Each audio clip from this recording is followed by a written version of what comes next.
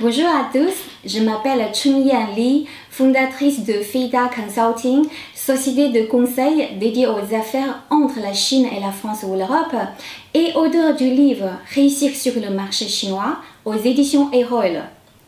Dans le cadre de cette série de vidéos Décoder le casse-tête chinois, je vais décoder pour vous le comment et le pourquoi du fait que la modestie ou l'humilité, de manière générale, reste une valeur centrale pour les Chinois. Tout d'abord, la modestie est une valeur universelle, mais la perception et le niveau d'importance peuvent varier d'un pays à l'autre. En France, la modestie est perçue à la fois positivement et négativement, mais elle est loin d'être une valeur centrale. D'un côté, l'arrogance ou l'ostentation attire assez souvent des critiques. D'un autre côté, dans certaines situations, la modestie peut aussi être perçue comme un manque de confiance ou une faiblesse, car il est très important pour les Français de savoir s'imposer et se mettre en avant, ce qui peut parfois aller à l'encontre de la modestie. En Chine, la modestie a une valeur beaucoup plus importante, comme l'indique un proverbe chinois, « Qian qian junzi », qui signifie « un homme de bien reste modeste et exigeant envers lui-même ». Il faut cependant noter que les nouveaux riches chinois adorent assez souvent étaler leur richesse et que les valeurs ont aussi évolué parmi les nouvelles générations, mais ce fond culturel reste toujours présent et l'arrogance attire souvent de fortes critiques en Chine. La modestie d'un Chinois se manifeste d'abord dans sa manière de se valoriser devant les autres. Il ne doit pas assumer complètement ses qualités afin de laisser un peu de marge à son interlocuteur. Par exemple, quand on est invité chez un Chinois, même si le repas qu'il a préparé est très copieux, il le dira le plus souvent « il n'y a pas grand-chose à manger ».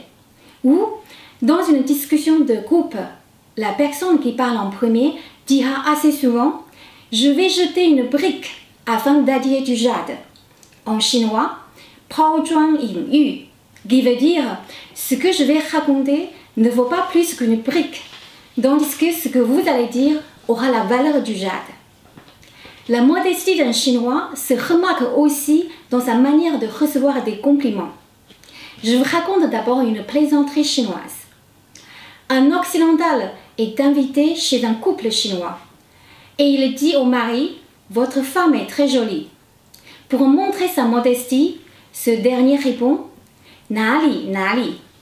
C'est une expression de modestie en chinois qui veut dire « ce n'est pas vrai, je suis bien flatté ». En revanche, le mot « nali » en chinois veut aussi dire « où ça ». Cet occidental l'a donc mal compris et répond « mais tout entière, de la tête aux pieds ».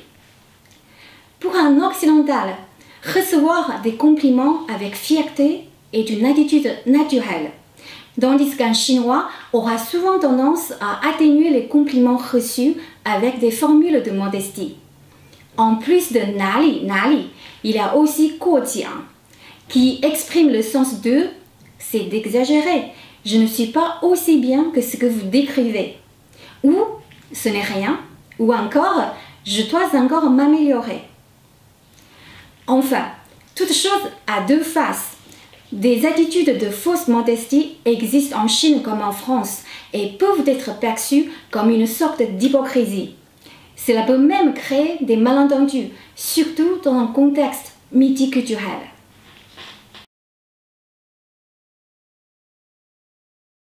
Alors pourquoi la modestie, de manière générale, reste-t-elle une valeur centrale pour les Chinois? Elle était déjà très valorisée par les philosophies chinoises, que ce soit le confucianisme, le taoïsme ou le bouddhisme.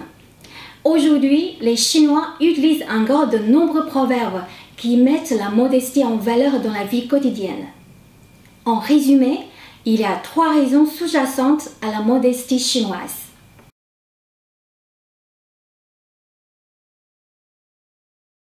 Premièrement, la modestie est une manière de montrer son respect envers son interlocuteur, de le valoriser davantage et de rester en harmonie avec lui.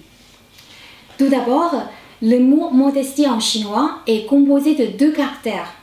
tianxu.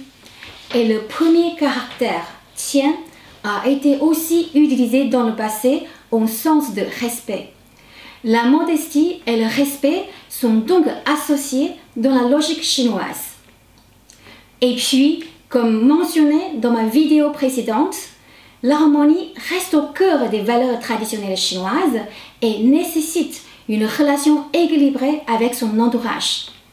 C'est-à-dire, si une personne se valorise ou s'impose plus que l'autre personne, cet équilibre risque d'être rompu et l'autre personne sera gênée ou obligée de reculer. La modestie permet ainsi de garder une relation harmonieuse avec son interlocuteur. Deuxièmement, aux yeux des Chinois, le fait que la personne parfaite ou la plus forte n'existe pas est une bonne raison d'éviter l'orgueil, comme est illustré par un proverbe chinois, 山外有山，人外有人, qui signifie que derrière une haute montagne se trouve une autre encore plus haute. Derrière une personne forte se trouve une autre encore plus forte. La modestie permet donc de continuer d'apprendre auprès des autres et de s'améliorer. L'arrogance est en fait une fermeture d'esprit qui empêche de progresser. Car si on se croit le meilleur, comment peut-on espérer s'améliorer? Confucius répète à de multiples reprises l'importance de l'humilité. Il enseigne ainsi, parmi 3 personnes qui marchent, je trouve forcément un mentor. Leurs qualités sont à suivre et leurs défauts sont à éviter. Et aussi, il ne faut pas avoir honte d'apprendre auprès de ceux qui ont un statut inférieur à soi.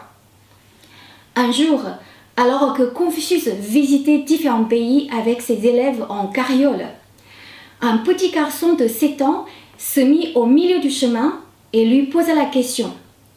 Pourquoi l'oie cacarde-t-elle très fort?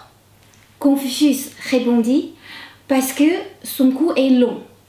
Dans ce cas-là, pourquoi la grenouille qui a un cou court crie-t-elle aussi très fort?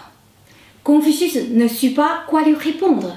Il en eut honte et il dit à ses élèves, ce petit garçon pourrait être mon mentor. Enfin, l'orgueil ou l'ostentation peut attirer de la jalousie ou des ennuis. Lao Tzu dit, si vous ne faites pas l'éloge de vous-même, personne dans ce monde ne se mettra en concurrence avec vous. Il conseille aussi de ne pas se mettre en avant par rapport aux autres. Pourquoi? Car un grand arbre attire du vent, comme le conseille un proverbe chinois qui signifie par là que si une personne se vante et manque de discrétion, elle suscite plus facilement de la jalousie et deviendra plus facilement la cible d'attaque. En conclusion, même si une partie des Chinois et surtout les nouveaux riches adorent assez souvent étaler leur richesse, dans l'ensemble, pour les Chinois, la modestie ou l'humilité accroît la crédibilité et donne une très bonne image auprès de ses amis, de ses collègues ou de ses partenaires professionnels. Il faut donc éviter l'arrogance quand on s'adresse aux Chinois. Et vous, êtes-vous plutôt modeste à la chinoise ou à la française? N'hésitez pas à laisser vos commentaires ou à partager votre propre expérience. Enfin, si vous avez aimé cette vidéo, n'hésitez pas à cliquer sur like et à la partager ou à vous abonner à ma chaîne. Je vous remercie pour votre écoute et je vous souhaite à tous une très bonne journée. À très bientôt!